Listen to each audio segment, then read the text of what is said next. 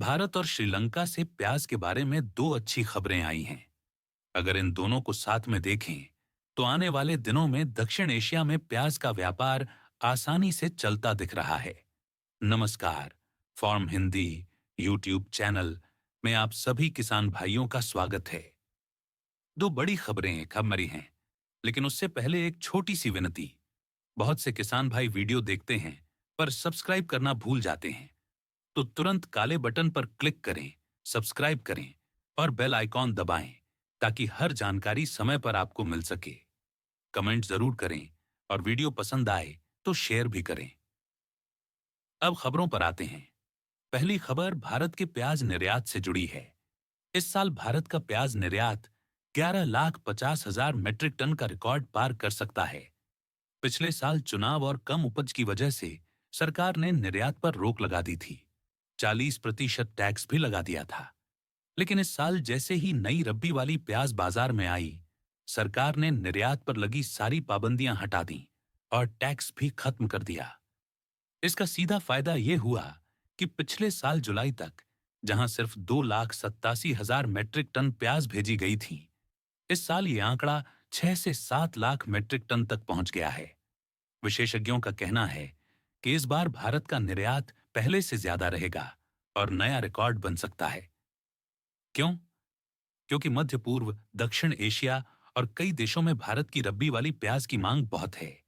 खासकर नासिक की GI tag वाली प्याज और साउथ की रेड रोज प्याज की।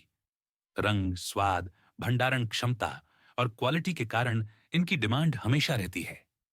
इस साल उपज भी अच्छी है और परिवहन व्यवस्था भी ठीक है, इसलिए निर्यात में कोई दिक्कत नहीं आ रही। कई लोग कहते हैं निर्यात बंद है, लेकिन ऐसा बिल्कुल नहीं है। निर्यात पूरी तरह चालू है और सरकार इसमें और आसानी देने की तैयारी में है। दूसरी अच्छी खबर दुबई के दामों से है।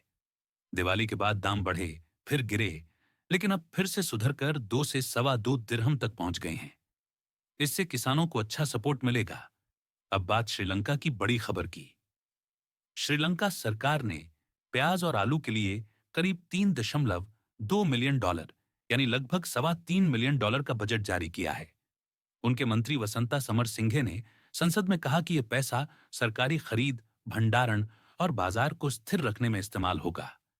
इसमें आयात पर भी खर्च होगा, यानी भारत से जो प्याज श्रीलंका जाती है, उसका फायदा भी मिलेगा। श्रीलंका ने फिलहाल आयात पर थोड़ी पाबंदी लगाई है, क्योंकि उनकी अपनी प्याज बाजार में है। लेकिन 15 नवंबर के बाद वहां की स्थानीय प्याज खत्म होने लगेगी और नवंबर के आखिरी हफ्ते से भारत से नियमित निर्यात शुरू हो सकता है। श्रीलंका और बांग्लादेश 15 नवंबर के बाद वहां की स्थानीय प्याज खत्म होने लगेगी और नवंबर के आखिरी हफ्ते से भारत से नियमित निर्यात शुरू हो सकता है।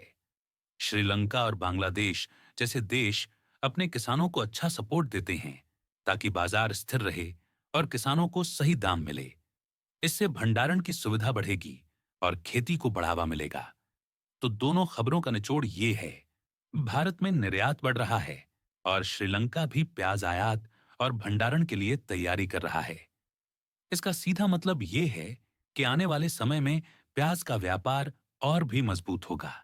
भारत की प्याज दुनिया में लोकप्रिय है और माहौल पूरी तरह सकारात्मक दिख रहा है। अभी के लिए बस इतनी ही जानकारी। जैसे ही नई अपडेट आएगी, हम आप तक पहुंचाएंगे।